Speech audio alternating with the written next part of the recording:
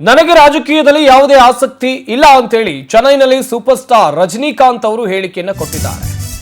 ಮೊನ್ನೆ ಸ್ಟಾಲಿನ್ ಭೇಟಿಯಾಗಿದ್ರು ಇವರು. ಇವತ್ತು ಕೊಟ್ಟಿರುವಂತ ಹೇಳಿಕೆ, ನನಗೆ ರಾಜಕೀಯದಲ್ಲಿ ಯಾವುದೇ ಆಸಕ್ತಿ ಇಲ್ಲ ಅಂತ ಚೆನ್ನೈನಲ್ಲಿ ರಜನಿಕಾಂತ್ ಹೇಳಿಕೆಯನ್ನ ಕೊಟ್ಟಿದ್ದಾರೆ. ನಾನು ಯಾರ ಬಗ್ಗೆಯೂ ಹೊಟ್ಟೆ ಕಿಚ್ಚು ಪಡೋದಿಲ್ಲ. ವಿಜಯ್ ಸಿಎಂ ಆಗಿರೋದಕ್ಕೆ ನನಗೆ ಖುಷಿ ಇದೆ. ಸಿಎಂ ವಿಜಯ್ ಬಗ್ಗೆ ನಾನು ಯಾಕೆ ಅಸೂಹೆ ಪಡಲಿ, ನನ್ಗೆ ಯಾಕೆ ಹೊಟ್ಟೆ ಕಿಚ್ಚು?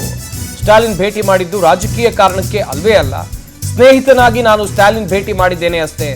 ಚೆನ್ನೈನಲ್ಲಿ ಸೂಪರ್ ಸ್ಟಾರ್ ರಜನಿಕಾಂತ್ ಅವರು ಕೊಟ್ಟಿರುವಂತಹ ಹೇಳಿಕೆ ಇದು.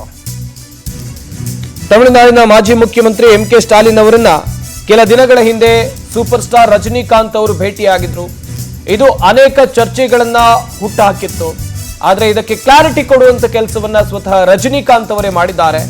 ನನಗೆ ರಾಜಕೀಯದಲ್ಲಿ ಯಾವುದೇ ಆಸಕ್ತಿ ಇಲ್ಲ, ಹಾಗೇನೆ ನಾನು ಯಾರ ಬಗ್ಗೆಯೂ ಕೂಡ ಹೊಟ್ಟೆ ಕಿಚ್ಚು ಪಡೋದಿಲ್ಲ. ಒಂದರ್ಥದಲ್ಲಿ ವಿಜಯ್ ಸಿಎಂ ಆಗಿದ್ದಕ್ಕೆ ರಜನಿಕಾಂತ್ ಅವರು ಸ್ಟಾಲಿನ್ ಅವರನ್ನ ಭೇಟಿಯಾದ್ರ ಈ ಅರ್ಥದಲ್ಲೂ ಕೂಡ ಚರ್ಚೆ ಆಗ್ತಾ ಇತ್ತು. ಕ್ಲಾರಿಟಿ ಇರಲಿಲ್ಲ. ಸ್ವತಃ ರಜನಿಕಾಂತ್ ಅವರೇ ಈ ಬಗ್ಗೆ ಗೊಂದಲಗಳಿಗೆ ತೆರೆ ಎಳೆಯುವಂತ ಕೆಲಸವನ್ನ ಮಾಡಿದ್ದಾರೆ.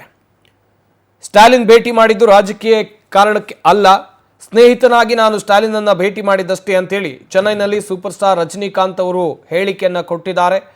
ಆಗ್ತಾ ಇದ್ದಂಥ ಗೊಂದಲ ಎಲ್ಲದಕ್ಕೂ ಕೂಡ ತೆರೆ ಎಳೆಯುವಂಥ ಕೆಲಸವನ್ನ ಮಾಡಿದ್ದಾರೆ ರಜನಿಕಾಂತ್. ಇನ್ನೊಂದು ಕಡೆಯಲ್ಲಿ ನಾನಾಗ್ಲೂ ಕೂಡ ಹೇಳ್ತಾ ಇದ್ದೆ, ಚುನಾವಣೆ ರಿಸಲ್ಟ್ ಬಂದಂಥ ಸಂದರ್ಭ ಅದು. ಈ ಟೈಮ್ನಲ್ಲಿ ಯಾಕೆ ಇಬ್ರು ಮೀಟ್ ಆಗಬೇಕಿತ್ತು ಅಂತ ಹೇಳಿದ್ರೆ, ಚೆನ್ನೈನ ಮಾಜಿ ಮುಖ್ಯಮಂತ್ರಿ ಎಂಕೆ ಸ್ಟಾಲಿನ್, ಮತ್ತೊಂದು ಕಡೆಯಲ್ಲಿ ರಜನಿಕಾಂತ್ ಅವರು ಭೇಟಿಯಾಗಿದ್ರು. ಇತ್ತ ವಿಜಯ್ ಅವರು ಸರ್ಕಾರ ರಚನೆ ಮಾಡೋಕೆ ಓಡಾಡ್ತಾ ಇದ್ರು. ನಾನು ರಾಜಕೀಯದಿಂದ ಹೊರಬಂದು ಬಹಳ ದಿನಗಳೇ ಕಳೆದಿವೆ. ನನಗೂ ಮತ್ತು ಸಿಎಂ ವಿಜಯ್ಗೂ 28 ವರ್ಷಗಳ ಅಂತರ ಇದೆ.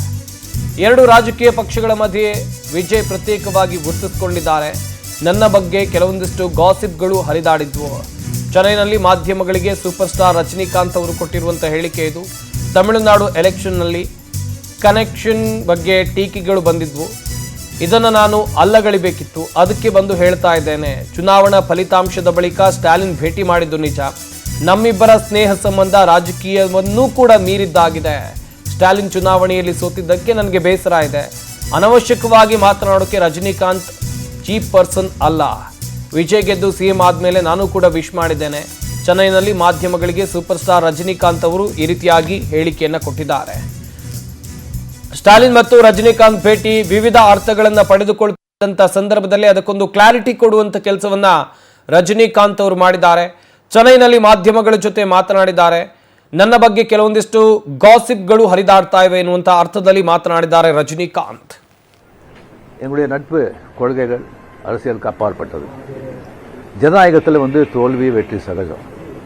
இருந்தாலும் ஸ்டாலின் அவர்கள் அந்த கொளத்தூரில் தோத்தது எனக்கு கொஞ்சம் சங்கடமாக இருந்தது. அதுக்காக ஒரு நண்பனுங்கிற முறையில், நட்பு முறையில் அவரை போய் நான் பார்த்தேன். அதுக்கு நான் இங்கே விஜய் சிஎம் ஆகக்கூடாது, இப்போ அவருக்கு வரக்கூடாது, அதை தடுக்கிறதுக்கு ரஜினி அங்கே போயிருக்காங்க.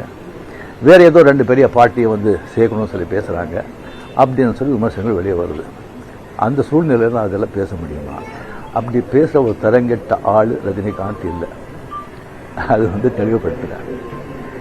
ரெண்டாவது நான் அவர் வாழ்த்து சொல்லலை, ஏர்போர்ட் போகும்போது வாழ்த்து சொல்லலை. அவர் ஜெயிச்ச உடனே எக்ஸ் தளத்தில் என்னுடைய வாழ்த்துக்களை நான் அவருக்கு பதிவிட்டேன்.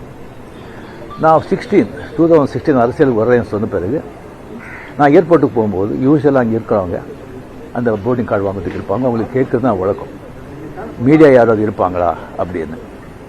அதே இதில் மீடியா யாராவது இருப்பாங்களான்னு கேட்டேன். பெங்களூர் போகும்போது மீடியா யாரும் இல்லைன்னு சொன்னாங்க. சரியான்னு சொல்லி நான் போயிட்டு இருக்கும்போது திடீர்னு ஒருத்தர் ஒரு மீடியா ஆள் மாதிரி தெரியல எனக்கு. ஒரு சின்ன ஃபோன் வச்சுக்கிட்டு விஜய் ஒரு முதலமைச்சர் இருக்காரு அப்படின்னு சொன்னாங்க.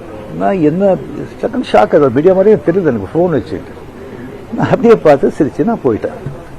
அதுக்கு வாழ்த்துக்கள் சொல்லலை அப்படின்னு சொல்லி அதுக்கு ஒரு விமர்சனம். இன்னொன்று விஜய் மேலே எனக்கு பொறாமை அப்படின்னு. நான் அரசியல் இல்லை, அரசியல்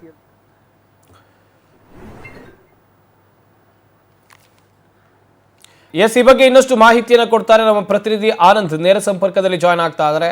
ಆನಂದ್, ಎಂಕೆ ಸ್ಟಾಲಿನ್ ಮತ್ತು ರಜನಿಕಾಂತ್ ಅವರ ಭೇಟಿ ಸಾಕಷ್ಟು ಪರವಿರೋಧ ಚರ್ಚೆಗಳನ್ನ ಹುಟ್ಟಾಕಿತ್ತು.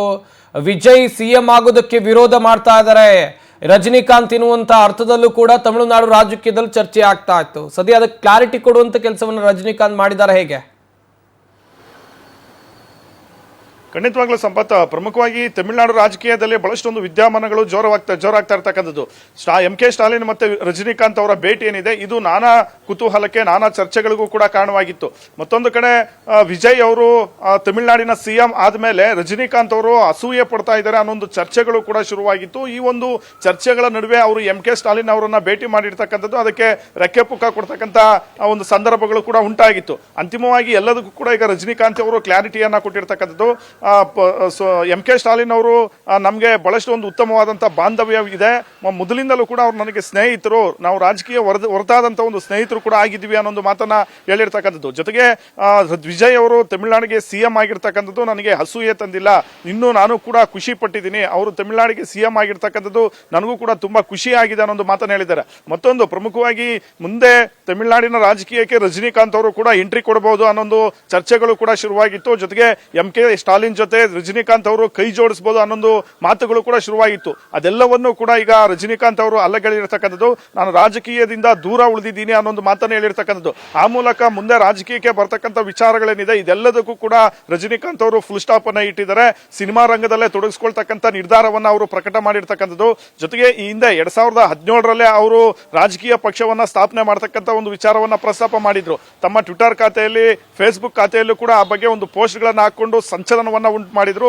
ಜೊತೆಗೆ ರಜನಿ ಮಕ್ಕಳ ಮಂಡ್ರಂ ಅಂತ ಒಂದು ಸಂಘಟನೆಯನ್ನು ಕೂಡ ಮಾಡಿಕೊಂಡು ಅದರಲ್ಲಿ ಸಕ್ರಿಯವಾಗಿದ್ರು. ಆದ್ರೆ 2021ರಲ್ಲಿ ಅವರು ತಮ್ಮ ಸಂಘಟನೆಯನ್ನ, ತಮ್ಮ ಬೆಂಬಲಿಗರ ಒಂದು ಸಂಘಟನೆಗಳೇನಿದೆ ಅದೆಲ್ಲದನ್ನು ಕೂಡ ವಿಸರ್ಜನೆ ಮಾಡಿ ರಾಜಕೀಯದಿಂದ ದೂರ ಉಳಿತಕ್ಕಂಥ ಒಂದು ನಿರ್ಧಾರವನ್ನ ಆಗ್ಲೇ ಅವರು ಪ್ರಕಟ ಮಾಡಿದ್ರು. ಈಗ ಅಂತಿಮವಾಗಿ ರಜನಿಕಾಂತ್ ಅವರು ರಾಜಕೀಯದಿಂದ ದೂರ ಉಳಿತಕ್ಕಂಥ ಒಂದು ಮಾತುಗಳನ್ನ ಆಡಿದರೆ ಇದು ತಮಿಳುನಾಡಿನ ರಾಜಕೀಯದಲ್ಲಿ ಒಂದಷ್ಟು ಸಂಚಲನವನ್ನು ಕೂಡ ಉಂಟು ಮಾಡಿರ್ತಕ್ಕಂಥದ್ದು.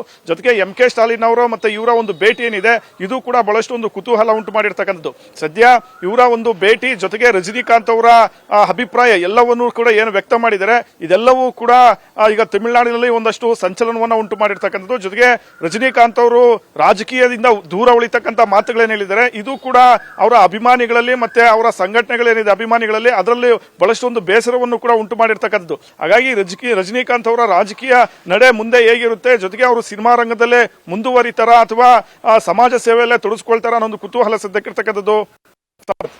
ಥ್ಯಾಂಕ್ ಯು ಆನಂದ್, ತಮ್ಮೆಲ್ಲ ಡೀಟೇಲ್ಸ್ಗಾಗಿ.